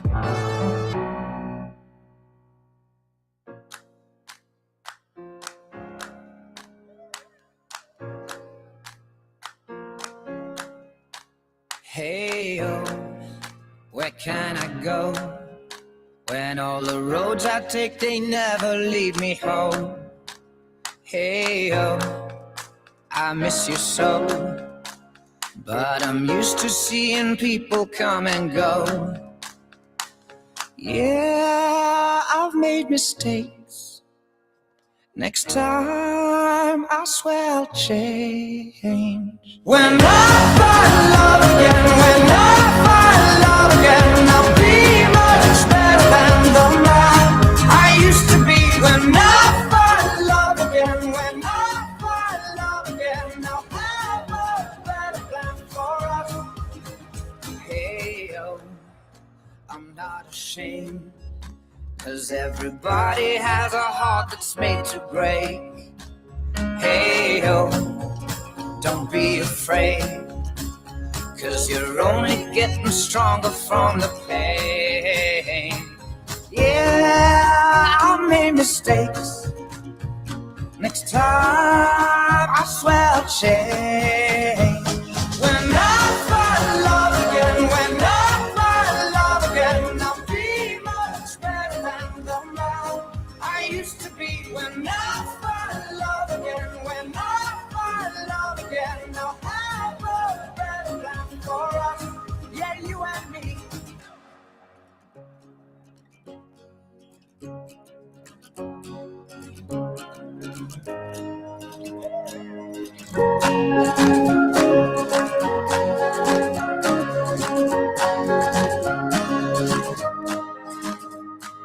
Yeah, I made mistakes. Next time, I swear I'll change. When I find love again, when I find love again, I'll be much better than the man I used to be. When I find love again, when I find love again, I'll have a better plan for us. Yeah, you and me. When I find love again, when I find love again, I'll be much better than the man I used to be. When I find love again, when I find love again, I'll have a better plan for us. When I find love again, when I find love again, I'll be much better than the man I used to be. When I find love again, when I find love again, I'll have a better plan for us. When I Found Love Again ci proietta verso la tarda mattinata e al proseguimento della rassegna stampa, qua su Radio Libertà, condotta preoccupatamente dal sottoscritto Lorenzo Grossi. Abbiamo appena ascoltato un singolo di James Blunt, pubblicato nel 2014, e perché poco prima della pausa, così vi accennavo en passant, di un ipotetico salvatore dalla terza guerra mondiale, perché sembra molto strano, ma fu proprio Blunt, autore del capolavoro forse più famoso, cioè You Are Beautiful, a rivelare questo incredibile aneddoto personale che noi prendiamo assolutamente per vero. Era il 2010, il cantautore inglese rilasciò un'intervista alla BBC raccontando un episodio risaliente a quando lui prestava servizio come ufficiale in Kosovo nel 99. Jess Blunt era di stanza a Pristina e nel bel mezzo di una situazione da lui definita folle ricevette l'ordine di attaccare le truppe russe dal generale Clark. Lui aveva 25 anni e si rifiutò di farlo in quanto questa azione avrebbe potuto comportare conseguenze troppo pesanti. Rischiò di finire davanti alla corte marziale per essersi opposto agli ordini dei suoi superiori, ma questo non accadde perché dopo il rifiuto dello stesso Blunt, sulla questione intervenne il generale americano Mike Jackson, che disse: i miei soldati non saranno responsabili di aver dato avvio alla terza guerra mondiale. E il cantante proprio alla BBC disse che anche se Jackson non avesse fatto questa dichiarazione e non fosse intervenuto, lui avrebbe comunque mantenuto la propria posizione. Ci sono cose che fai e che sai essere giuste e altre invece che senti essere sbagliate. Io credo che in questo caso bisogna opporsi. Poi Blunt lascerà la carriera militare nel 2002 e si dedicherà soltanto alla musica, anche con ottimi risultati. Noi lo ringraziamo sia per la sua carriera di cantante, sia per questa sua decisione, evidentemente non così irrilevante. A proposito di rischi di terza guerra mondiale, noi, così come i rilevanti, non sono assolutamente i vostri messaggi WhatsApp. E vi ricordo che il numero con cui potete contattarci 340 670 9659 e come promesso incominciamo a leggere e anche ad ascoltare qualche messaggio vocale. Incominciamo ad esempio dal primo vocale che ci è arrivato, lo ascoltiamo. Ma possibile che sui giornali, quando si parla di sconti, si usi indifferentemente diesel o gasolio? Ma non lo sanno che il gasolio è un combustibile e il diesel è un motore alimentato a gasolio? E poi si lamentano che i quotidiani non vendono. Se queste sono le informazioni che danno. Questa era Carlina, che ringraziamo del vocale. Sì, in effetti diciamo che i quotidiani, io un po' ne so per esperienza, tendono molto a semplificare, soprattutto nei titoli, nei catenacci, eccetera, e a volte anche nei articoli, però bisognerebbe cercare di essere il più preciso possibile e non sempre questo capita. Procediamo con un secondo vocale, questo arriva da Walter, lo ascoltiamo molto volentieri. Vediamo se questo vocale stavolta si riesce ad ascoltare. Sono Walter.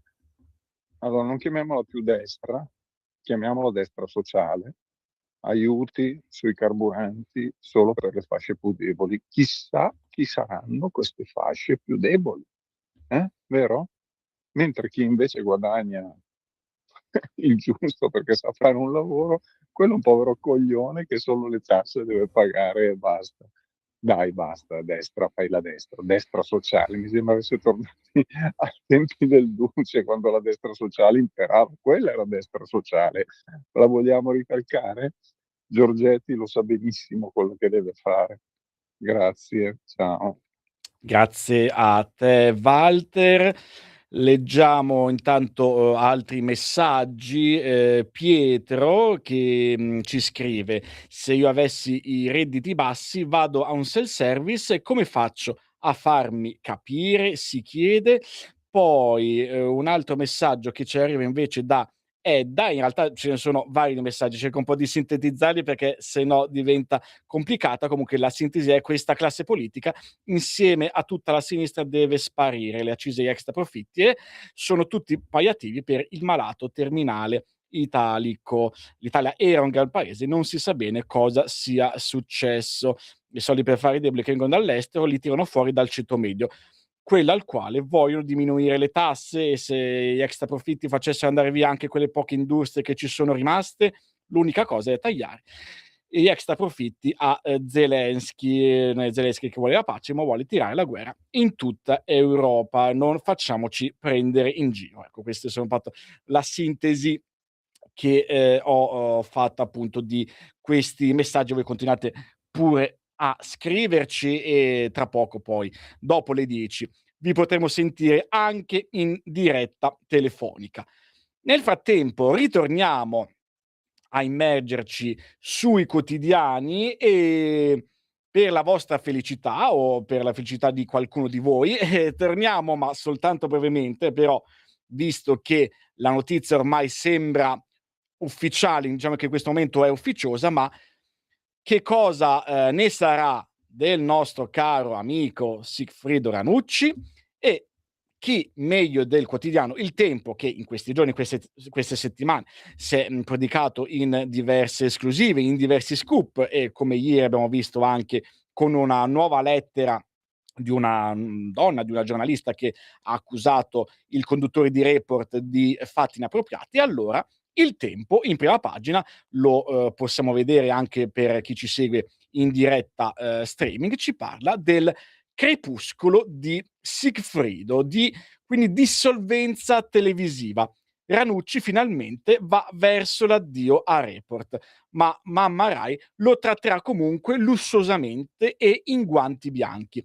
Stesso stipendio, nessuna sospensione, nuove prestigiose collocazioni. Intanto al timone avanza l'ipotesi di Sabrina Giannini, che era una gabanelliana storica, quindi era stata una collaboratrice di Report ai tempi di Milena Gabanelli. Così quindi la prima pagina sul Tempo, che poi prosegue con altre avanzi di Ranucci. Le donne di Fratelli d'Italia insorgono. Dove è finito il Me Too? E le femministe di sinistra restano in silenzio. Allora, possiamo pure far vedere che lo registi mandare tranquillamente in onda, grazie mille a Francesco. Allora, il crepuscolo di Sigfrido. Ranucci finalmente verso l'addio a Report, ma viene trattato di lusso, ne parla Marzo Zonetti a pagina 2 de Il Tempo. Nel frattempo, nella giornata di ieri si è tenuta una riunione dei vertici Rai, si valuta la riassegnazione a una testata. A noi sarà toccato lo stipendio e nessuna sospensione. Lui frigna: mi allontanano, ma ho la coscienza a posto. Rifarei tutto. La decisione ufficiale è attesa comunque nei prossimi giorni. Potrebbe arrivare già in settimana. E qua la fotonotizia con Giampaolo Rossi, che è l'amministratore delegato della Rai, che a breve, tra pochi giorni, dovrà annunciare ufficialmente il futuro di Sigfrido Ranucci. Avanza l'ipotesi di Sabrina Giannini alla conduzione della trasmissione, molto stimata da Milena Gabanelli, e al timone di Indovina chi viene a cena, il programma in onda su Rai 3 che fa inchieste sull'agroalimentare. La Giannini ha lavorato a Report fino al 2016 per poi passare all'altro programma di cui è anche ideatrice e regista. Mentre a pagina 3 sempre del quotidiano Il Tempo, per l'appunto, insorgono le donne di Fratelli d'Italia. Dove è finito il Me Too, si chiedono, e dopo la seconda testimonianza che abbiamo letto ieri scoppia la bufera politica e Malan accusa la sinistra del solito doppio pesismo. E in effetti, come poi viene riportato nel taglio basso di pagina 3 del Tempo, le reazioni a sinistra sono pressoché inesistenti. Da Ascari a Boldrini e Zanella, femministe di sinistra tutte mute. Le principali avversarie, che gridano sempre al patriarcato, stavolta non hanno nulla da dire. E quindi in queste 2 pagine Il Tempo ci aggiorna sul caso di Sigfrido Ranucci, che peraltro ieri è nuovamente riapparso in pubblico con uno spettacolo che ha fatto in provincia di Roma, se non sbaglio a Cerveteri, e là tra l'altro ha rilasciato con noi dichiarazioni in cui sostanzialmente ribadisce che non si pente assolutamente di nulla. E vabbè, se uno giustamente ha la coscienza a posto, meglio assolutamente così, di coscienza dal punto di vista meramente morale. Ovviamente ribadiamo che dal punto di vista penale a oggi, al 26 agosto, non risultano iscrizioni nel registro degli indagati di Sigfrido Ranucci per quello che è capitato nell'attentato che ha subito nell'ottobre del 2025. Però è arrivato il momento anche di vedere come si stanno comportando i partiti italiani, e lo capiamo meglio grazie a da una parte il Corriere e dall'altra Repubblica, che hanno una chiave di lettura ben precisa su quello che è successo ieri, perché ieri il ministro Matteo Salvini è stato ospite del meeting di CL, del meeting di Comunione e Liberazione a Rimini, e proprio nella fiera di Rimini c'è stato un incontro ravvicinato con Attilio Fontana, che era stato uno degli esponenti del Nord, il presidente della Regione Lombardia, che aveva criticato l'operato del segretario della Lega, e proprio in un'intervista che aveva rilasciato lo scorso 17 agosto al Corriere della Sera aveva detto che il vice premier avrebbe dovuto seriamente pensare, o comunque non escludere, a un passo indietro come segretario di partito. Ma secondo l'inviato Cesare Zapperi, a pagina 17 del Corriere della Sera, secondo Salvini la Lega, dentro la Lega nulla lo inquieta, e si parla di gelo con Attilio Fontana al meeting. Il leader vorrebbe limitare il confronto ai lombardi, ma Zaia e Federica chiedono spazio. Da mesi Matteo Salvini alle prese con il malcontento nella Lega per il calo elettorale nei sondaggi e per l'addio di Vannacci e dei deputati passati con Futuro Nazionale. Il Fronte del Nord, guidato da Zaia e dai governatori Fontana, Federica e Fugatti, ha chiesto un cambio al vertice e la virata su un modello tipo CDU, CSU, Partito Nazionale, e componente regionale con autonomia e budget. La richiesta è quella di sciogliere i nodi prima del raduno di Pontida del prossimo 20 settembre. La proposta, che era stata avanzata dal capogruppo al Senato Massimiliano Romeo e dallo stesso governatore lombardo Fontana, è quello di una segreteria collettiva da affiancare a Salvini, è composta da Zaia, Federica e un sindaco. In questa pagina 17 del Corriere, si vede proprio al centro la fotonotizia con la stretta di mano tra Attilio Fontana e Matteo Salvini proprio durante il meeting di Rimini. In taglio basso invece si parla di un libro di recente uscita e si intitola Umberto Bossi, l'uomo che inventò la Padania, a cura di Giampiero Rossi e Simone Spina. Si parla appunto del fondatore della Lega, che è scomparso a marzo, e tra l'altro di cui tra poche settimane si ricorderanno gli 85 anni dalla nascita. Popolo, simboli e scelte dell'uomo che inventò la Padania, dal celodurismo a Pontida, la parabola tra storia e mito di Umberto Bossi, appunto nella biografia di Rossi e Spina. Dal Corriere della Sera ci spostiamo a Repubblica, perché il termine gelo viene riproposto anche dal quotidiano romano. Infatti, se noi andiamo a pagina 8, oltre al fatto che Salvini vuole fare pressing su Meloni per le urne a ottobre del 2027, quindi con la scadenza naturale costituzionale dell'attuale legislatura parlamentare, in realtà la Premier sembrerebbe che le voglia in primavera le elezioni politiche. Il leghista chiede poi ancora il Viminale e un anno di tempo per risalire nei sondaggi. La Premier invece pensa all'11 aprile e non esclude l'election day con le comunali. E in effetti ricordiamo che nel 2027 si voterà in tantissime città, in tantissimi capoluoghi di regione: Roma, Milano, Torino, Napoli, Bologna, Trieste e Palermo, e poi in tantissimi altri capoluoghi di provincia e comuni più piccoli. A Palazzo Chigi consultati esperti di flussi per capire se l'accorpamento favorisce però il campo largo, e il responso è che i sindaci non farebbero traino quindi alle elezioni politiche. Nel frattempo, Concita Sannino, che è inviata a Rimini per seguire il meeting, parla di un leghista sotto assedio. Salvini dice: nessun passo di lato, gelo con Fontana, veloce e stretta di mano e distanze intatte. La rivolta non mi inquieta, dice vice premier, ma è pronta l'associazione dei territori del nord, così appunto secondo la lettura data da Repubblica. Mentre invece c'è un altro termine che viene utilizzato a proposito della stretta di mano tra Matteo Salvini e Attilio Fontana, ed è quello che viene usato da Il Giornale a pagina 13, perché secondo Michel Dessy la stretta di mano al meeting sigilla la tregua nella Lega. A Rimini Salvini e Fontana si sono incontrati, ma non tutti nel partito pensano che il governatore abbia chiuso le ostilità. Il leader della Lega è stato poi molto duro su Vannacci. Non puoi chiedere di entrare se attacchi sempre la maggioranza.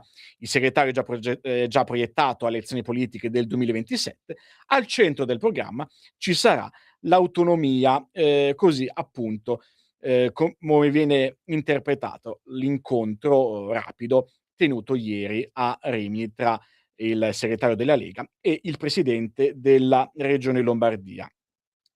Anche La Verità affronta le discussioni interne alla Lega e lo fa a pagina 8, le sfide del centrodestra, con Salvini al meeting che stringe la mano a Fontana e anche, diciamo così, idealmente alla Schlein, incontro cordiale con il governatore che si era fatto portavoce dei mal di pancia dei nordisti.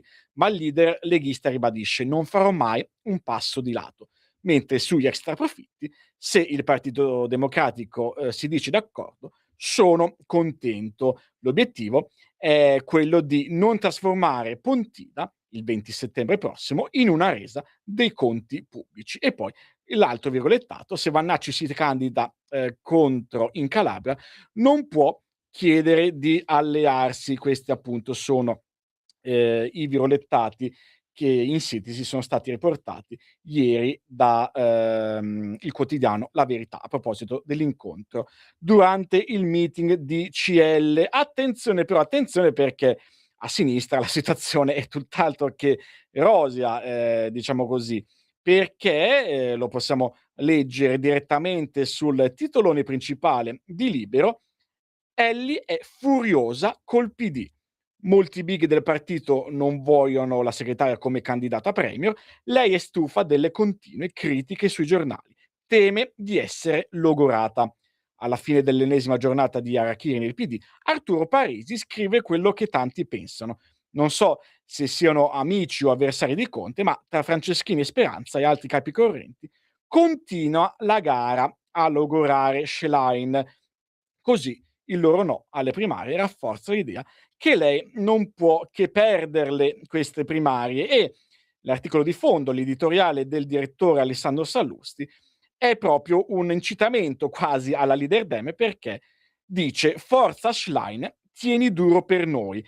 Mentre è innegabile che il centrodestra sia alle prese con marginali problemi in vista delle prossime elezioni, a partire dagli effetti del ciclone Vannacci, e infatti le parole d'ordine lanciate dal generale appaiono incompatibili con il programma di una maggioranza e quindi di un governo liberal conservatore. Ma attenzione, mai dire mai, perché certo, senza un accordo con il partito di Vannacci la strada si farebbe in salita, ma a quel punto un aiuto importante al centrodestra potrebbe arrivare proprio dalla sinistra. È vero che siamo soltanto all'inizio della campagna elettorale, ma se il buongiorno si vede dal mattino, l'impressione è che i partiti del campo largo stiano facendo di tutto per perdere elezioni che sulla carta avrebbero anche a portata di mano. Liti, sgambetti, veti, minacce e ripicche stanno dilaniando le sinistre ben più di quanto lo faccia Vannacci contro le destre. Perdere le elezioni, del resto, è la vera specialità della casa, che fu già di Occhetto, Rutelli, Veltroni ed Enrico Letta. È più forte di loro. Come vedono il traguardo, iniziano a spintonarsi, a marcarsi uomo in base al principio che chi arriva secondo è pur sempre il primo degli sconfitti. Dunque, forza Schlein, avanti così, tieni duro per noi. Questo è l'articolo vagamente ironico scritto oggi sulla prima pagina di Libero a cura del direttore Alessandro Sallusti. Dunque, a proposito sempre di problemi che dilaniano il centro-sinistra, l'abbiamo parlato un po' ieri in questa clamorosissima e surreale, sotto certi punti di vista, intervista rilasciata dall'ex ministro della Sanità, e quindi eccolo qua che a pagina 7 del Fatto Quotidiano, grazie all'articolo a firma di Luca De Carolis, Roberto Speranza non vuole le primarie. Schlein e Conte tirano dritto. Infatti, ieri proprio il Dem ha parlato di un rischio autogol e in effetti Speranza dice quello che almeno mezzo PD pensa, ma raramente dice in pubblico. I gazebo sono un problema. E qua il virgolettato, proprio dall'intervista che Speranza ha rilasciato ieri al Corriere. Rischieremmo di avere primarie durissime e divisive, col risultato di ridurre la nostra capacità di mobilitare l'elettorato in vista dell'appuntamento che conta. Tradotto, tanti 5 Stelle non andrebbero a votare nelle politiche in caso di vittoria di Schlein, mentre un pezzo della base PD sarebbe destabilizzato da un successo di Conte. Rischiamo un clamoroso autogol, sostiene Speranza, che, non volendo proporre un terzo nome, se la cava con una forma laterale, chiamiamola così, sulla scheda elettorale mettiamo il nome di un candidato premier simbolico, come un neo-diciottenne o un anziano partigiano. L'avevamo letto ieri e in effetti però a rileggerlo queste parole di Speranza sono veramente fuori dal mondo. E in effetti spostandoci, sempre a proposito di questo intervento non esattamente lucidissimo, ma per carità Speranza è assolutamente il mio esponente politico e ministro di questo universo, ma La Verità, pagina 7, a proposito appunto di queste parole, dice in maniera chiara, grazie a Francesco Borgonovo, che Speranza si inventa i lockdown del voto per evitare al PD il flop alle primarie. L'ex ministro teme la vittoria di Conte nel campo largo e invita i suoi a boicottare le urne, a meno che non ci sia un nome fantoccio. Non manca peraltro la stoccata agli alleati di Alleanza Verdi-Sinistra, però evidentemente forse il deputato Dem si è fatto portavoce delle istanze della Schlein, che vuole così tutelarsi. Veramente molto incredibile quello che è stato ieri detto da Speranza, perché il fatto che uno sulla scheda elettorale al posto del nome vero del candidato premier della coalizione possa mettere il nome di un diciottenne, un neodiciottenne o di un partigiano, scusa, dipende se questo diciottenne eventualmente si candida a candidato premier, è un conto, se no non c'è assolutamente nulla. Però Speranza ha voluto lanciare questa provocazione, chiamiamola così, per essere molto generosi. E a proposito di interviste che ha fatto ieri il Corriere della Sera proprio all'ex ministro Roberto Speranza, oggi sempre sul quotidiano di Via Solferino, oltre all'analisi a firma Claudio Bozza nel PD, il partito nel dubbio delle primarie, si muove l'area di Franceschini, l'allerta di Speranza sui rischi, c'è chi punta al sindaco Manfredi o alla sindaca Salis, quindi rispettivamente il primo sindaco di Napoli e quella di Genova, oppure un terzo nome per evitarle, però, ed ecco qua che arriva anche in soccorso della Schlein, Graziano Del Rio, intervistato ancora una volta da Monica Guerzoni, che era la stessa che aveva intervistato ieri Speranza. Secondo Del Rio è meglio fare il gazebo ma con un progetto, e Schlein ha tutto il diritto di sfidare Meloni, però mi raccomando, no a prese in giro con candidati finti. E questa ed è chiara la replica alle parole di Speranza. Confrontiamoci su cose serie e non sulle formule. La campagna si giocherà sui temi e sui problemi. Così Graziano Del Rio sulle colonne del Corriere della Sera, mentre infine vi segnalo sul quotidiano La Stampa a pagina 12 e 13 altre tre interviste, perché nel rischio di perdere voti delle primarie c'è un'intervista a Lia Quartapelle, che è deputata del PD e di certamente facente parte dell'area più centrista del partito. Dannoso non farle, ma serve il doppio turno, ed è lunare che i dirigenti Dem le contestino. Il centrosinistra non deve aggrapparsi a un capo con la destra, ma tenere alta l'idea della democrazia. Si parta da una carta dei valori che includa l'idea di un'Europa più forte e sovrana, e quindi la difesa di un popolo aggredito, mentre a fianco, sempre sulla Stampa, c'è l'intervista a Vittoria Baldino, vicepresidente del Movimento 5 Stelle. Deve decidere il popolo, non temo contraccolpi, i nostri elettori saranno leali e, per evitare strascichi, dopo il voto servono regole chiare e condivise, oltre al giusto tempo per far decantare il risultato. Capisco le preoccupazioni, ma Conte e Schlein sono leader responsabili, sapranno gestire eventuali tensioni. Infine, sempre invece sulla pagina 13 della Stampa, vi segnalo, e ve la potete leggere tutta tranquillamente, l'intervista fatta al ministro Valditara. Studio dell'italiano obbligatorio per i genitori degli alunni stranieri. Troppi non si fanno mai vedere a scuola, dice per l'appunto il ministro. E quindi è arrivato il momento di nuovo di fermarci, ma fra pochissimi minuti ci ritroverete ancora qua. E in tutte queste notizie non del tutto positive, non privi di elementi caotici, ci potremmo chiedere: ma esattamente, ma in quale direzione ci stiamo muovendo? La risposta dopo il break, perché non sembra, ma stiamo tornando. Stai ascoltando Radio Libertà, la tua voce libera, senza filtri né censure, la tua radio.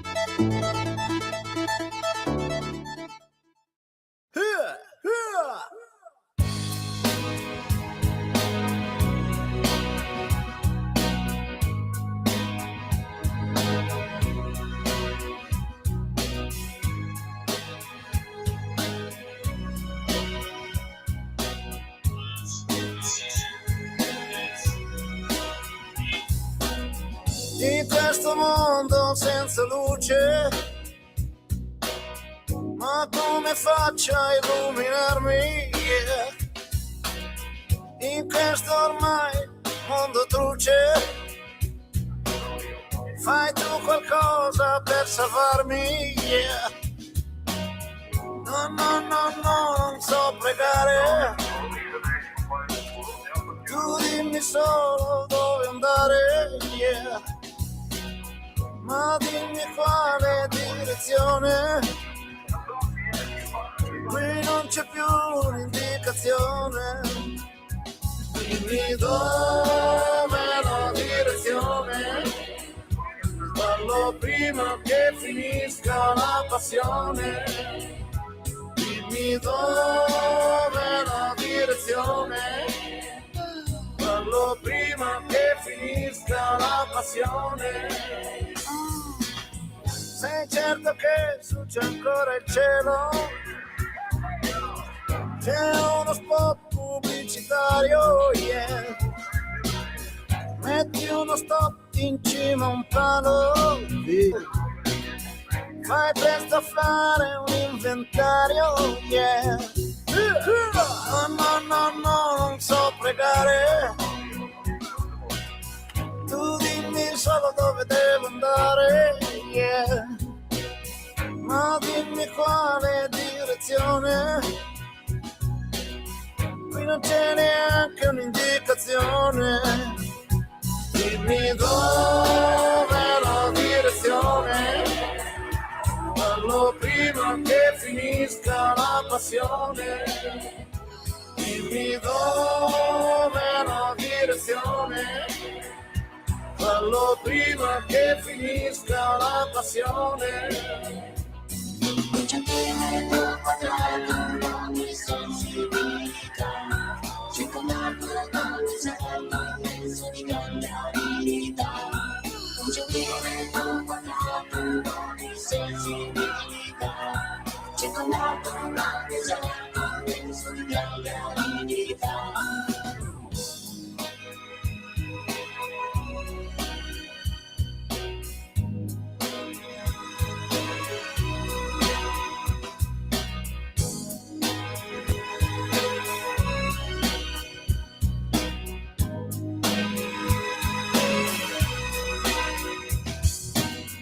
Sei certo che su c'è ancora il cielo?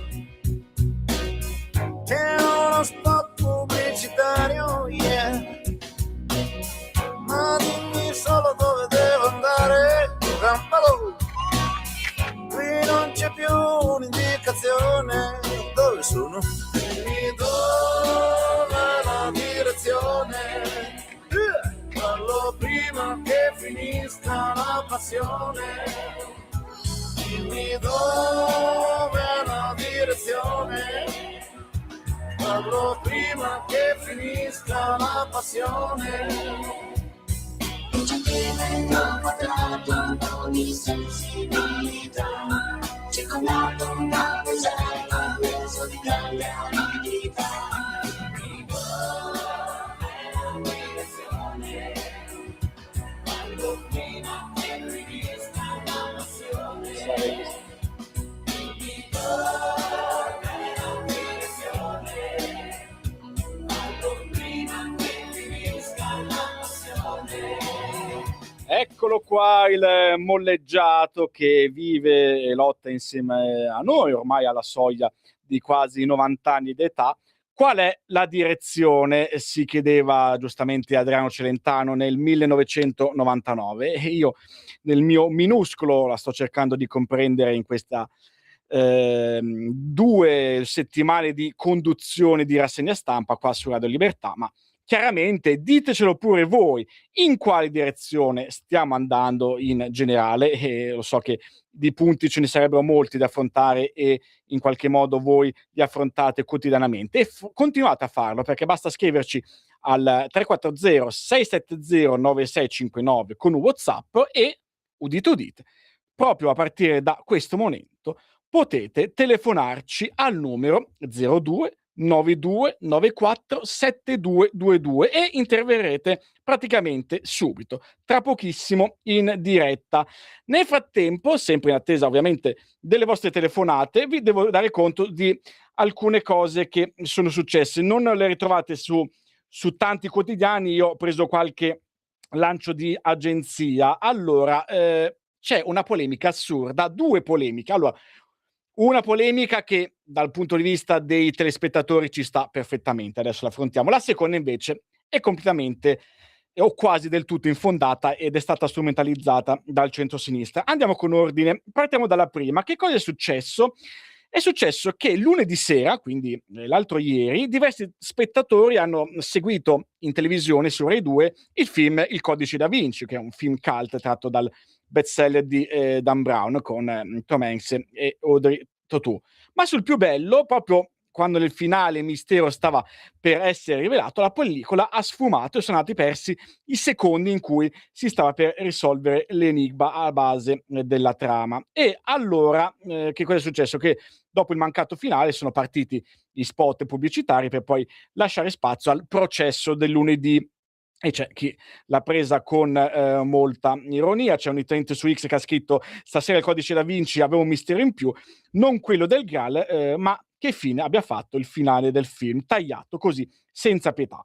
Dalla Rai poi è arrivata una nota di Adriano De Maio, responsabile della direzione cinema e serie TV, che si è scusato con il disservizio e credo, insomma, ci mancherebbe altro.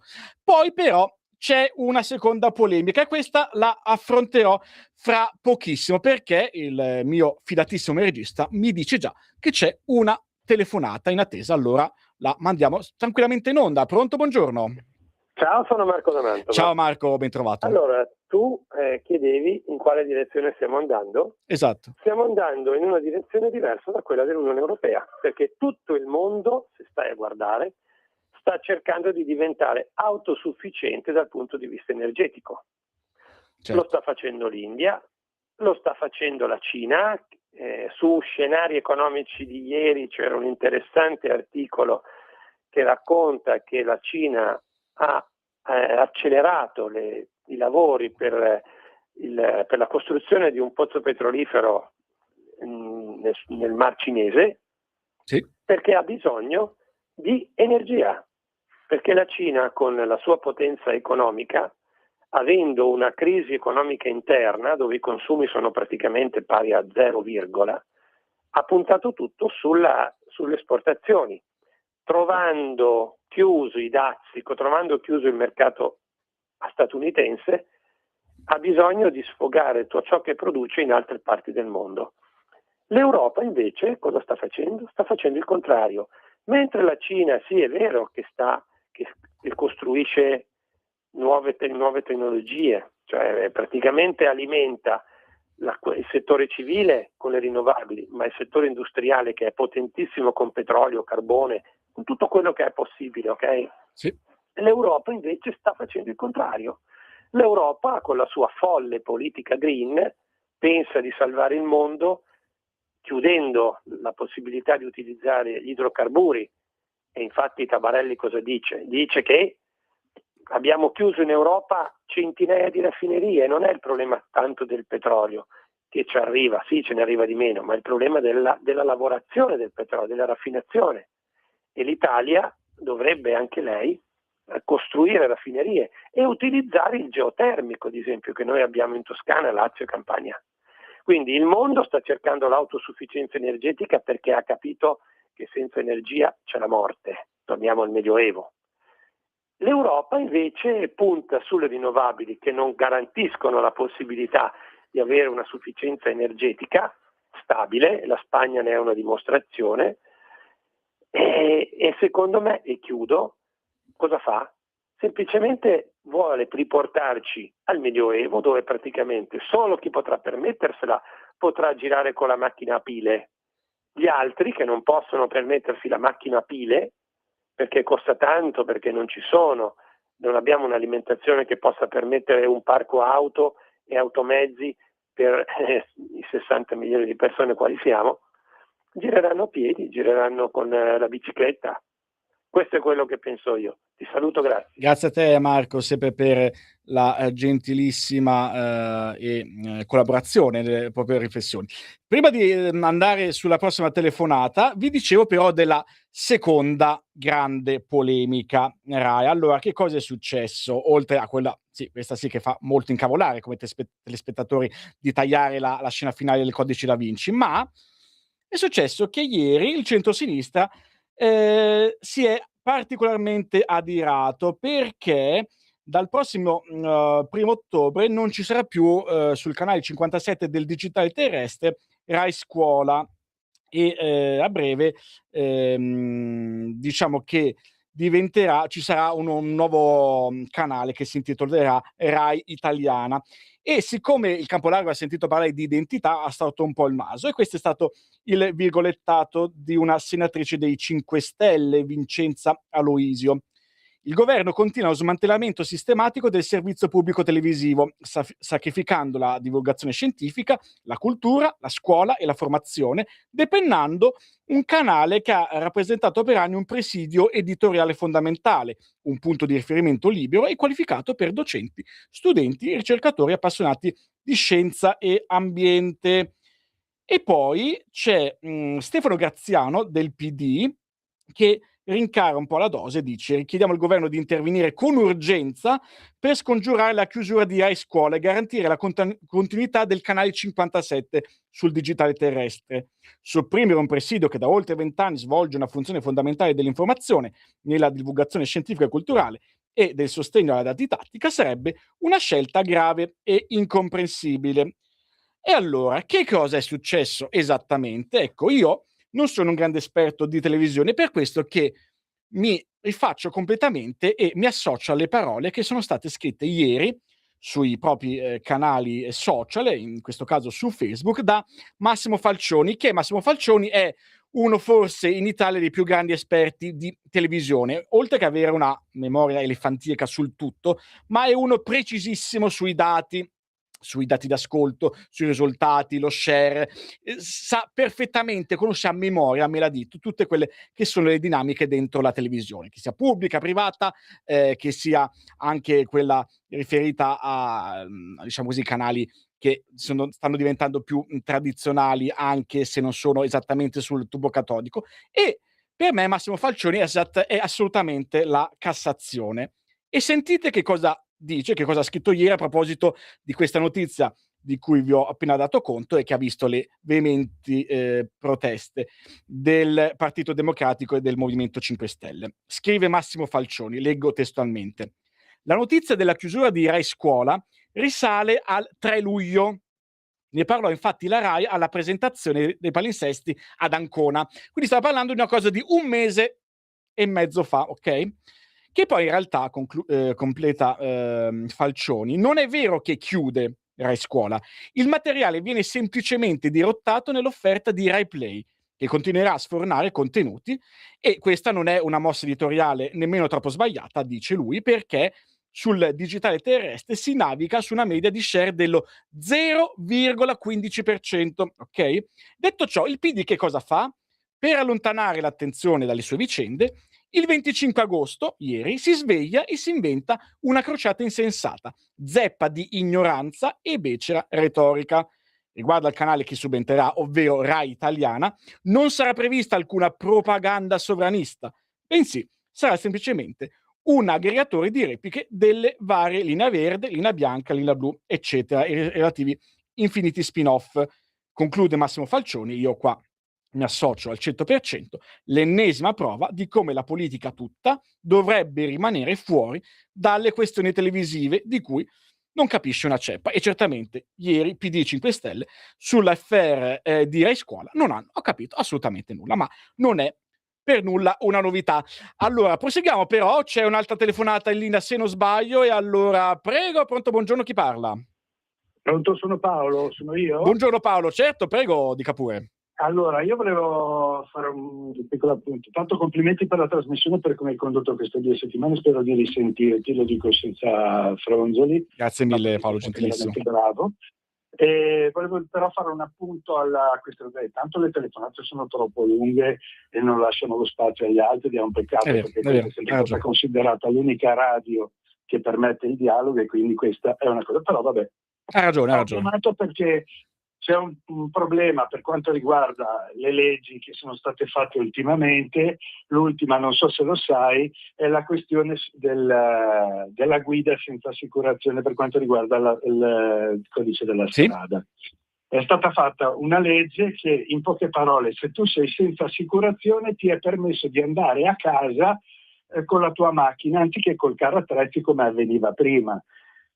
Quindi che cosa vuol dire? Vuol dire che se tu sei un pericolo perché non hai l'assicurazione, magari ammazzi qualcuno perché hai la macchina che non è a posto, ti è concesso di arrivare a casa. Se tu vieni fermato a Cremona e abiti a Milano o abiti a Torino, ti è concesso di andare a casa con la tua macchina. È una contraddizione incredibile. C'è stato un ricorso dei carro attrezzi, delle associazioni di carro attrezzi, perché dicono non è ammissibile una cosa del genere, perché se tu non sei abilitato alla guida perché non hai l'assicurazione, noi gli abbiamo permesso, con la legge che ha fatto Salvini, gli abbiamo permesso di arrivare fino a casa, e quindi se provoca un incidente non si sa chi paga perché l'assicurazione non ce l'ha. E invece non c'è neanche la questione dei depositi, perché se tu vieni preso senza la revisione, se volete ridurre le multe sono ben lieto, però non si può non avere dei depositi dove tu porti la macchina e viene custodita lì come in tutti gli altri paesi del mondo, perché in Gran Bretagna tu non è che porti la macchina a casa tua e te la custodisci tu. Queste sono cose che se Salvini non corregge, probabilmente gliele hanno fatte i suoi collaboratori, i suoi, come si dice, funzionari.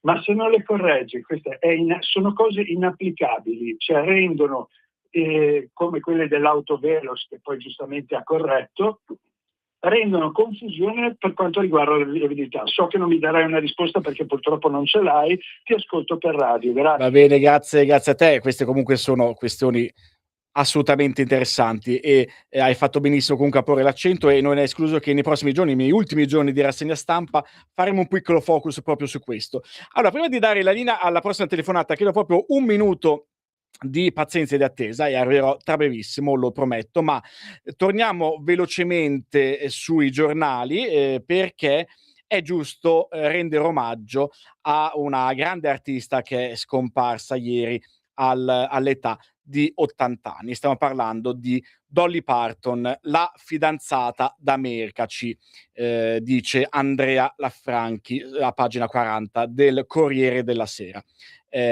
Morta Dolly Parton, la regina del country, aveva 80 anni, origini umili, famosissimi suoi successi Jolene e soprattutto I Will Always Love You, che poi diventerà famosissima negli anni 90, inutile dirlo, grazie alla interpretazione a dir poco straordinaria di Whitney Houston. Era una donna che era diventata famosa appunto soprattutto a partire dagli anni 60 e 70, oltre a Jolene, che tra l'altro vi anticipo vi faremo ascoltare al termine di questa rassegna stampa subito dopo la sigla di chiusura. Ci tengo anche a ricordare altri successi come Coat of Many Colors, Here You Come Again e poi un'altra canzone interessante di cui vi parlerò tra poco. Intanto penso che ci sia forse una telefonata in attesa, la possiamo pure passare. Grazie mille Francesco. Pronto? Buongiorno. Sì, buongiorno Gino. Sì, buongiorno Gino. Solo una considerazione sulle ultime evoluzioni della Lega, sul pensiero leghista. Certo. Diciamo che io rimango un pochino più ancorato a una Lega a livello nazionale. Non mi piace rivedere le macro regioni leghiste come una volta. Credo che a livello nazionale, come ha fatto Salvini, è molto più utile, anche perché in Europa conta molto di più. Altrimenti, se facciamo 3 leghe, 4 leghe, in Europa non ti ascoltano proprio. Oltretutto poi Zaia, Federica, Romeo, Fontana sono delle persone intelligentissime, molto capaci.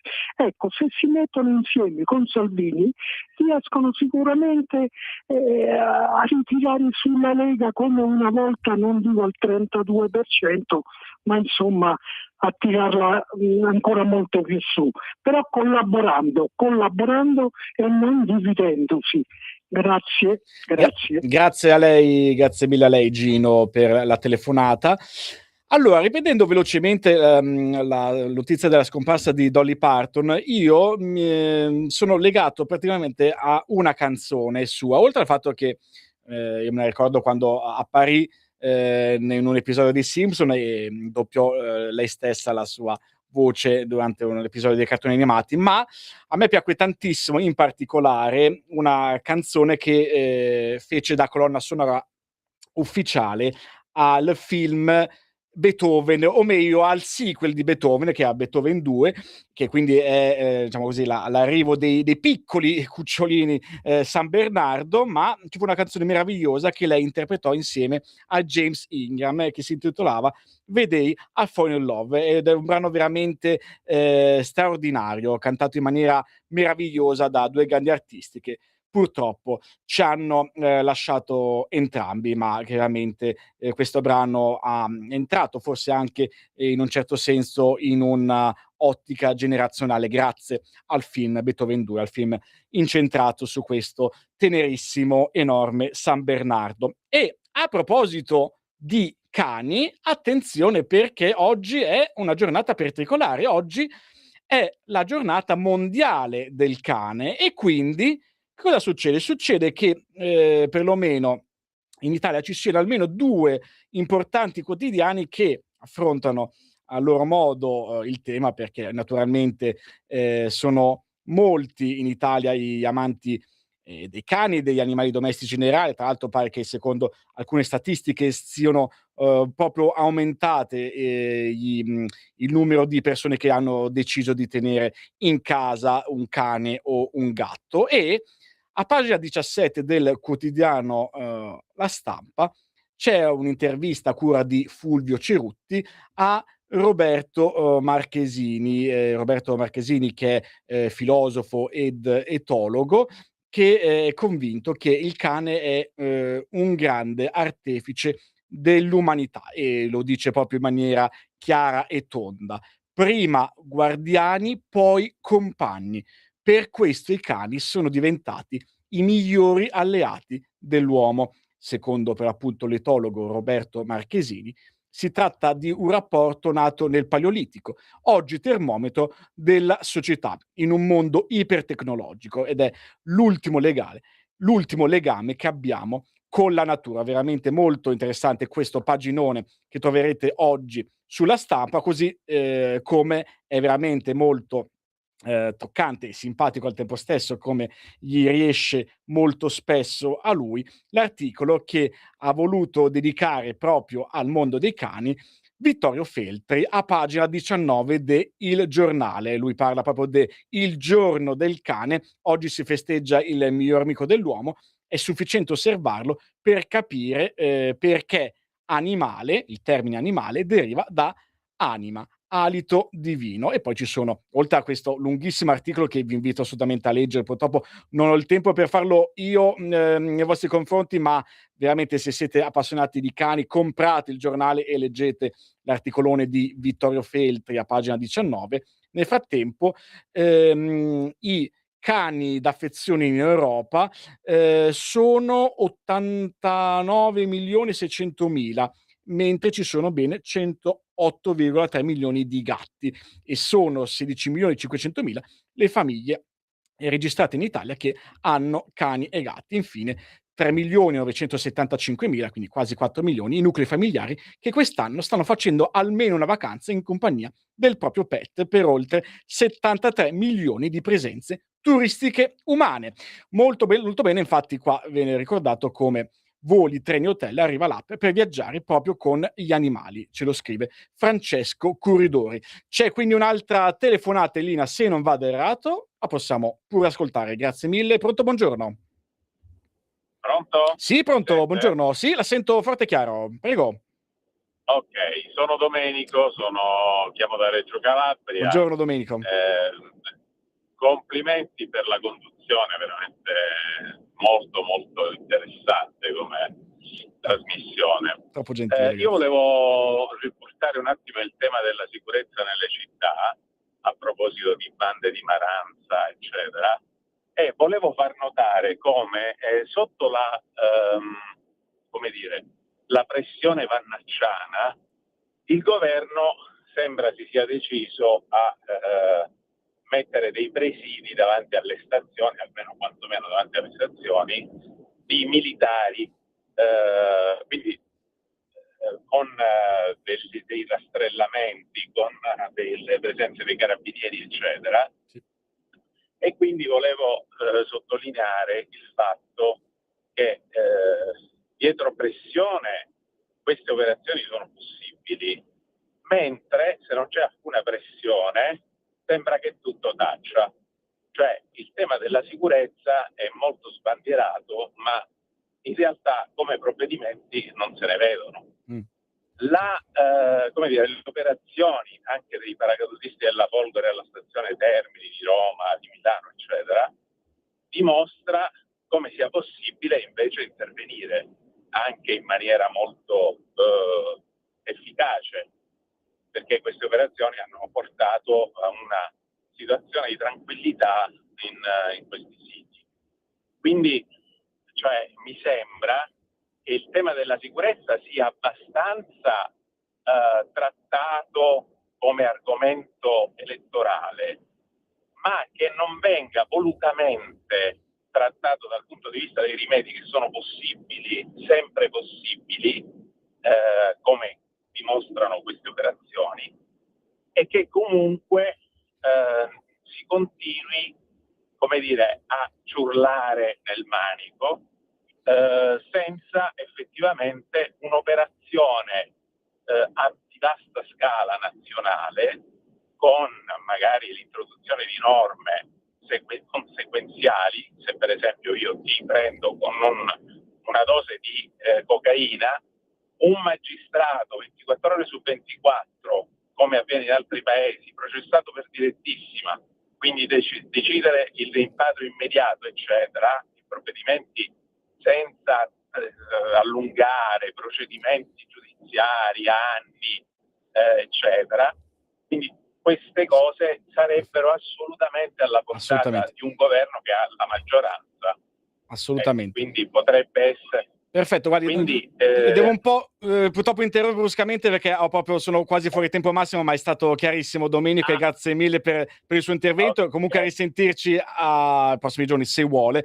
Ho giusto un minuto scarso, grazie a lei molto Domenico, un minuto scarso per ultimissime, 2 brevissime segnalazioni, sempre dalla nostra rubrica preferita della verità, pagina 23, le verità degli altri a cura di Silvia Di Paola. Leggetevi questo meraviglioso scelta della sposa che 7 giorni prima del matrimonio è rimasta da sola, ma ha deciso di organizzare lo stesso il suo matrimonio in Toscana, esattamente a Montecatini, Val di Cesena, in provincia di Pisa, e ha deciso di invitare i suoi diciamo i parenti e amici che affermano alla sua persona. Infine, sul Fatto Quotidiano, anche qua un consiglio molto molto rapido, ma sta per uscire il film Queen Budapest dal 7 all'11 ottobre, che racconta appunto di come Freddie Mercury e i Queen espugnarono Budapest quando 40 anni fa il gruppo si esibì in Ungheria. Fu il primo mega live occidentale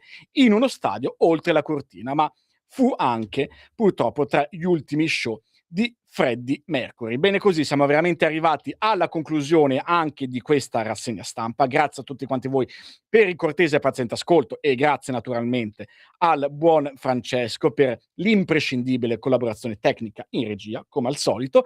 Io vi lascio, vi ricordo che ci rivedremo, ci risentiremo domani mattina sempre alle ore 8:30 con la rassegna stampa. Ascoltate però dopo la sigla di chiusura, perché vi lasciamo appunto ascoltare una canzone di Dolly Parton in memoria della grande artista scomparsa ieri a 80 anni. Sentiremo il suo grande successo, Jolene, del 1973. E io, sottoscritto Lorenzo Grossi, nel pieno possesso delle mie facoltà mentali pressoché inesistenti, vi auguro un buon proseguimento di giornata, tantissimi cari saluti e mi raccomando, fate i bravi se potete. Ciao!